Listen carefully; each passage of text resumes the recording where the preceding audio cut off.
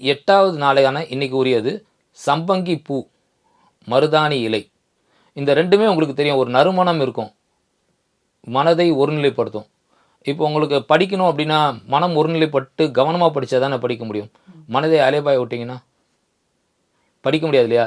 So மனதை ஒருநிலைப்படுத்தி நீ படிக்கணும் அப்படின்றது நினைவூட்டுறதுக்கு தான் சம்பங்கி இந்த பூவெல்லாம் கொடுக்குறது.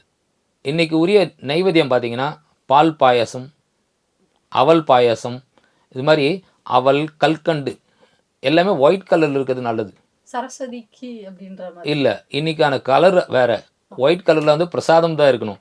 கல்கண்டு சாதம், வெண்பொங்கல் இதெல்லாம். இன்றைக்கான நிறம் மயில் பச்சை.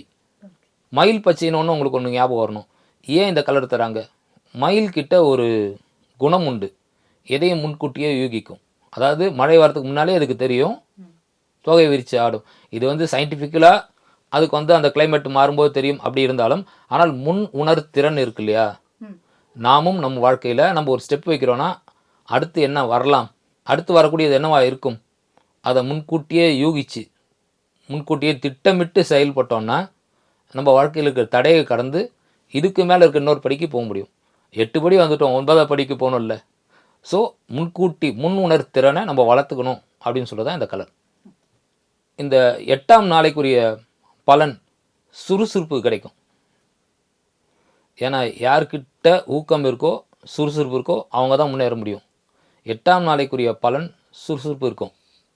அதுக்கப்புறமா என்ன கிடைக்கும்னா நம்மளுடைய முன் உணர்திறன் சொன்னேன் இல்லையா, அந்த முன் உணர்திறன் இது கிடைக்கும்.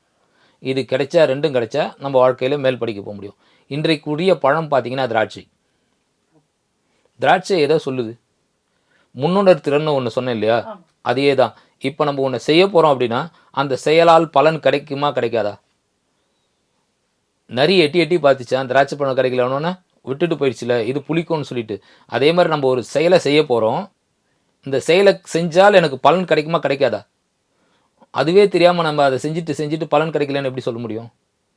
ஸோ ஒரு செயலை செய்ய போகிறேன், இந்த செயலை செஞ்சால் எனக்கு பலன் கிடைக்குமான்னு முன்கூட்டியே நான் அந்த முன்னுணர் திறனால் கண்டுபிடிச்சி இந்த என்னுடைய அந்த செயல் பலன் தரும்னு தெரிஞ்சுக்கிட்டு அதை நான் தொடரணும், இல்லை விட்டுட்டு அடுத்தது தொடங்கணும். இதை சொல்கிறது தான் திராட்சை பழம். 8ஆம் நாளைக்குரிய துதி ஓம் வாக்பவேஸ்வரியை ச வித்மகே காமேஸ்வரியை ச தீமகி தன்னோ சக்தி பிரஜோதயாது.